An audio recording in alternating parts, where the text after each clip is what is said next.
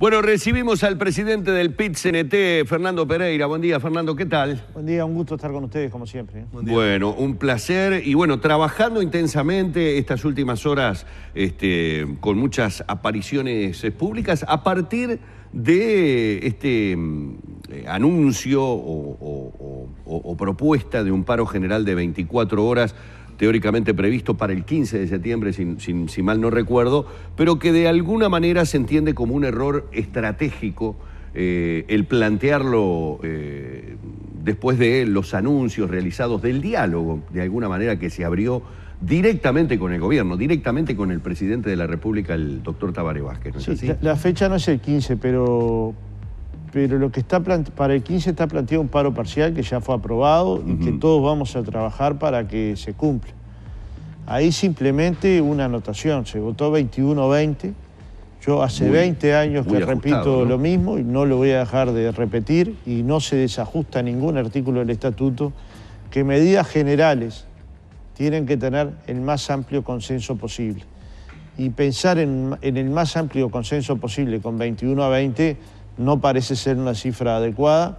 Sobre lo demás vamos a trabajar intensamente para que ese paro tenga el mayor acatamiento, para que la movilización que va a ir de la universidad al Palacio Legislativo efectivamente esté llena de trabajadores, porque temas para parar objetivamente hay siempre.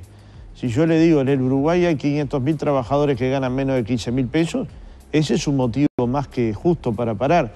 Si yo le digo, hay unos 40.000 trabajadores que teniendo 50 años o más van a ser perjudicados por la ley de la SAFAP y se van a jubilar con retribuciones menores a las que estuvieron en el sistema anterior, hay motivos más que suficientes para parar.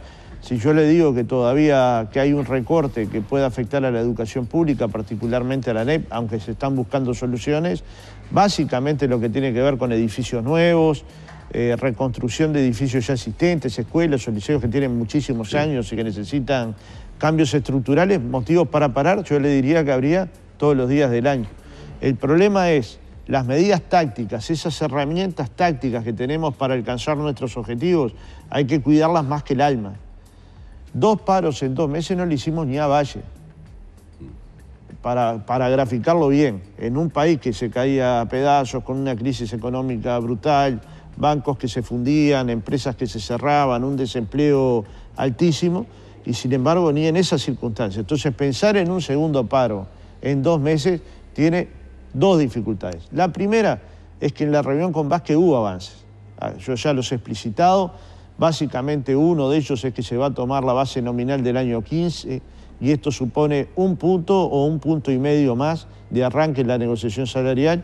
Y la segunda, tal vez la más importante, es que a los salarios sumergidos, aquellos que tienen 15.000 pesos o menos de salario, se le va a ajustar por la inflación más 2,5 puntos o 3,5 puntos, dependiendo de la franja en la que se encuentre.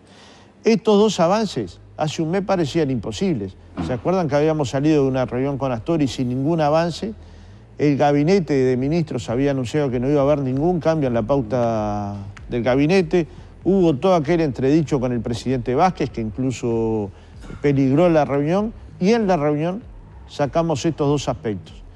Un segundo aspecto que sacamos, que era vocación del movimiento sindical, era construir un espacio tripartito entre empresarios, trabajadores y gobierno que tratara el tema del empleo, la inversión, el avance científico-tecnológico, las jornadas laborales, la posible construcción de empleo nacional, cómo compra el Estado y ese Estado cómo favorece a nuestra industria, en fin, temas que hacen al empleo, porque para un desempleado ni 50% es cero, 50% aumento salarial es cero.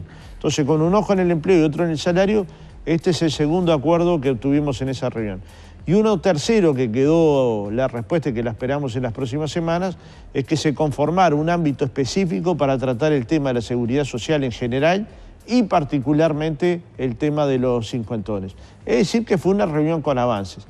Si estos avances son todo lo que pensamos, no tocamos el cielo con la mano, logramos avanzar. Ahora, los avances hay que sintetizarlos en la cabeza de los trabajadores. Si ante estos avances tomamos las mismas medidas que teníamos previsto, es como si no hubiera existido el avance. ¿Me explico? Entonces hay que pensar en otras medidas y sobre todo hay que pensar que este fue el primer tiempo del partido y que el segundo tiempo se juega en otro momento, que es cuando los trabajadores privados, 500.000, empiecen a negociar con las patronales privadas. Y ahí hay una riqueza en la negociación. Por ejemplo, en la ronda pasada el sindicato metalúrgico firmó un fondo social que favorece a la familia de los trabajadores metalúrgicos y a los trabajadores en particular. El sindicato de la bebida firmó partidas anuales que no son aumentos de salario, pero que significan una mejora en la calidad de vida una vez por año. Otros sindicatos firmaron recategorización, es decir, categorías mejores, lo que implicó aumento de salarios para miles de trabajadores. Otros sindicatos firmaron correctivos anuales, aún por encima de la pauta y acordando bipartitamente. Es decir, la negociación colectiva tiene ese segundo tiempo que también tiene una riqueza importante y que de repente precisa de estas medidas tácticas que yo digo que hay que cuidarlas con mucho amor, porque son la mejor medida que tiene el movimiento sindical, es el paro. Precisamente para que esa medida sea contundente hay que cuidarla. Por ejemplo, el último paro lo habíamos votado todos los sindicatos y si uno mira el acatamiento del último paro fue brutal, brutal. Solo bastaba salir a la calle para saber que había un gran paro del PIT-CNT. Ahora, ¿alguna puntualización, Pereira? Esa reunión de la mesa representativa que termina aprobando este paro parcial se da pocos días después de ese encuentro con Vázquez, donde usted acaba de hacer una recapitulación de los puntos que obtienen en el encuentro y en la reunión. ¿Qué fue lo que sucede? La cúpula no logra bajar al resto de los sindicatos, la cúpula de la dirección sindical no logra bajar al resto de los sindicatos y traducir eso que entienden ustedes es positivo. Pasaron varias cosas, faltaron muchos sindicatos, la mesa completa tiene 60 miembros. Esto fue 21 a 20. Y esto, hubo 41, es decir, hubo 19 ausencias. Una segunda cuestión se hizo muy enseguida de la reunión, lo cual no hubo tiempo para informar desde mi punto de vista aquilatadamente cada uno de estos puntos en los que se había avanzado. Y un tercer aspecto que a veces la discusión táctica pasa a ser estratégica. El paro no es un fin en sí mismo. El paro es una acción para cambiar la realidad. Si la realidad se cambió sin el paro, es ilógico hacer el paro. Ahora, tampoco somos Jesucristo. No es que nosotros decimos esto va por allá y todos los demás nos van a seguir. Nosotros admitimos que no nos puedan seguir porque parte de la base de una discusión democrática. Ahora, también partimos de la base que tenemos derecho de públicamente e internamente defender nuestra posición. De lo contrario seríamos un muñeco de torta, sí. ¿no? Hoy el Observador, no sé si tuvo oportunidad de leerlo, le hace una entrevista a José López. En una de las preguntas que le hacen, dicen los principales dirigentes del PIT-CNT dijeron que la propuesta de realizar un nuevo paro general, más allá del aprobado, es un disparate. ¿Qué piensa de eso? Y dice López que manifestarse en contra de la medida que salió votada en la mesa de alguna manera atenta contra la unidad del movimiento sindical. No, es un disparate. Es como yo decir que él no puede hablar. Cuando pierde no puede hablar. Y ustedes lo ven hablar cuando pierde todas las veces que tiene ganas. Usted está en contra de esto que dice López. Bueno, es otro disparate. Para ser claro, eso es un disparate. Usted imagínese que discutiendo el paro general yo no me pueda expresar. ¿Y cuál sería el sistema democrático interno del movimiento sindical si yo no me puedo expresar sobre una medida que no se votó? Por la que no me puedo expresar es por la que se votó. Hasta el día que se haga. El día después me puedo expresar todo lo que... Ustedes con este paro parcial, si bien no lo llevan, o por lo menos la idea es no tendría que hacerse, lo respetan y lo acatan. Y es más, y nos va a ver trabajar intensamente para que tenga la mayor convocatoria. Muy intensamente. ¿Por qué dijo que no va a ser el 15 de septiembre? Ese paro va a ser... Claro, sí, el parcial sí. Claro, fue porque yo lo manejé como fecha del paro 24 general. No, el 15 de septiembre hablamos del de 9 a 13, en donde sabemos que hay transporte, o sea, que tiene esas características. Pero sigue, digamos, estando sobre la mesa por la diferencia de votación, que me interesaría saber cuál es la argumentación de aquellos, a ver, pongámonos de la vereda de enfrente, de aquellos que en definitiva quieren llegar a un paro general de 24 horas. ¿En dónde se afirman fundamentalmente? Que entienden que se puede avanzar más de lo que se avanzó.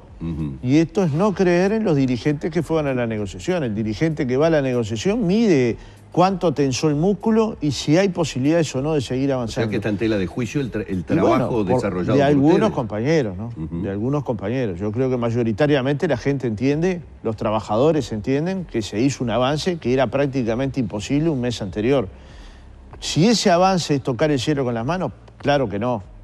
Claro que no, es avanzar, pero cada cosa que hace el movimiento sindical avanza. Cuando avanzó la ley de negociación colectiva no es que tocamos el cielo con la mano, es que logramos un instrumento para mejorar la calidad de la vida de la gente. Ahora, si el debate interno no se puede dar en el movimiento sindical, vamos contra las ideas fundacionales del movimiento sindical. El movimiento sindical se forjó con anarquistas, comunistas, socialistas, cristianos, en una discusión de las más duras, de las más fragmentales. Claro, y el movimiento... Pero hacia la interna... No, con libros. ¿Qué hacía la interna? Yo tengo libros de debate. Digo, ¿no queda ahora como que se está discutiendo a través del noticiero, por ejemplo? Pero en aquella época no habría tantos noticieros como ahora, pero escribían libros sobre las polémicas. Sí, sí. O sea, la forma de hacerlo público era a través de librillos, de pequeños documentos. No había la televisión que hay hoy, y no tenían los medios de comunicación la potencia que tienen hoy. Pero eran debates públicos, abiertos, a que la gente supiera lo que opina el dirigente. Yo creo que a nadie le gustaría no saber qué opina el presidente del PCNT. Después pueden inclusive votar en contra de la opinión del presidente y del secretario general, pero al menos tienen que conocer nuestra opinión. ¿Eso en qué atentaría la unidad? Atentaría la unidad si nosotros, perdiendo, no asumiéramos las medidas. ¿Me explico? Y aún así el estatuto prevé esa posibilidad, que aquel que no tenga condiciones para hacerlo, no lo haga. Sin embargo, nosotros vamos a pelear para que se haga este paro parcial y si se aprueba el paro de 24 horas, para que se haga el paro de 24 horas. No obstante, yo considero que los sindicatos esto lo están reflexionando. Nosotros lo ha manifestado en una entrevista a Búsqueda el secretario general Abdala, que el paro es un disparate, y cuando me preguntaron a mí, yo suscribo esa... Capaz que hubiera utilizado otro término, pero finalmente es un término adecuado. Es un disparate colocarle un paro al gobierno de Vázquez dos veces en 2 meses. No sería lógico... Dos paros de 24 horas. De 24 horas. Mucho más cuando se ha avanzado. Porque si se hubiera quedado congelada la opinión, probablemente nosotros mismos estuviéramos impulsando alguna de estas medidas. Pero no se congeló, se modificó. Entonces, el mismo derecho que tiene José López y otros dirigentes a tener diferencias con la presidencia de la Secretaría General o con la mayoría cuando se aprueba determinadas medidas, la tengo yo cuando soy minoría. Tenemos que ir redondeando, dice la profesión. No quiero dejar pasar la oportunidad de preguntarle, porque usted es un dirigente de la educación. La Federación Uruguaya de Magisterio está concretamente llevando adelante elecciones. Son unos 22.000 afiliados. 22.000 afiliados que están comenzando a votar. A partir de hoy comienza... A partir de mañana empieza la votación, abarca todos los departamentos y todas las ciudades importantes del interior. El sábado votan los maestros rurales y los funcionarios también rurales. ¿Hay días marcados para la votación? Para la votación concretamente? Son todos los días hasta el sábado. Queda habilitado hasta el sábado. Mediodía. Cada departamento, cada departamental ha instrumentado el mejor modelo electoral que para ese departamento. Se han presentado 3 listas a nivel nacional. Nuestra lista, la lista 27, que últimamente ha estado al frente del sindicato, ha hecho una alianza mayor. ¿Quién la integra en la lista? La encabeza Elvia Pereira en el sector docente y quien te habla en el sector no docente. Es una lista que viene hace años, pero que ahora se ha juntado con la lista 3, que era una lista histórica encabezada en la década del 90 por Alicia Pintos, y tiene maestros muy valiosos como Gabriela Verde, con la lista Praxis. Nos están acompañando 300 maestros y 200 funcionarios y esperamos que haya una votación. ¿Qué participación tienen los maestros? Bueno, votaron más de 10.000 en la última elección, lo cual implica una votación importante. Después de la elección del Yunca es la segunda en cantidad de votos directos y secretos, ¿no? Es decir, en elecciones de este tipo, que son votos directos y secretos, y aspiramos a que esta elección sea mayor. Hemos presentado un balance diciendo, bueno, los salarios han aumentado 70% en 10 años para maestros y funcionarios, y si habríamos estado en un piso complicado, que aún así el salario de un maestro es 22.000 pesos. Hemos regularizado 2.000 auxiliares contratadas por ley, que estaban contratadas a término y que logramos que fueran funcionarios de primaria y que son claves, porque hay que ver el papel que cumple una funcionaria en una escuela, en el comedor, en la limpieza, en la ayudantía de los maestros. Hemos logrado mejorar el sistema de presentismo para que se verifique una vez por mes y el monto sea mayor y se promueva entonces la presencia con un pago más o menos adecuado. Hemos logrado que los maestros de tiempo completo mejoraran su compensación. Si bien no se alcanzó a que las segundas 4 horas ganen lo mismo que las primeras 4, se ha avanzado sustancialmente en esa dirección. y ahora vamos por más, es decir, por contratar más funcionarios para la cocina. Hay comedores que tienen 500 alumnos y tienen un solo auxiliar, por construir un salario adecuado para maestros y funcionarios que alcance la media canasta básica familiar, sabiendo que este es un proceso que la negociación colectiva empieza el año que viene, la antigüedad de los maestros suplentes y avanzar en unos servicios que la FUN tienen y que para nosotros son orgullo. Por ejemplo, 2 hogares estudiantiles que acogen a 60 estudiantes de hijos de maestros y funcionarios del interior del país y 3 colonias de vacaciones, una en Jauregui Berri, una en Bellavista y una en Puymayen, que albergan a cientos y cientos de maestros y funcionarios durante la temporada. Si la gente cree que este balance y esta proyección de futuro es la adecuada, insisto, nos puede apoyar en la lista 27.3 Praxis. Hemos hecho un esfuerzo importante, hemos visitado casi todo el país entre los compañeros que encabezamos la lista, con el objetivo de rendir cuentas y al mismo tiempo pedir apoyo en función de lo hecho y en función de lo que queda por hacer. Así que estamos contentos por el trabajo y bueno, dependerá de la gente nuestra continuidad. Muy bien. Fernando, muchísimas gracias por estos minutos. A las órdenes, un abrazo. Así hemos estado con el presidente del PIT-CNT, Fernando Pereira. Vamos cerrando este encuentro por aquí.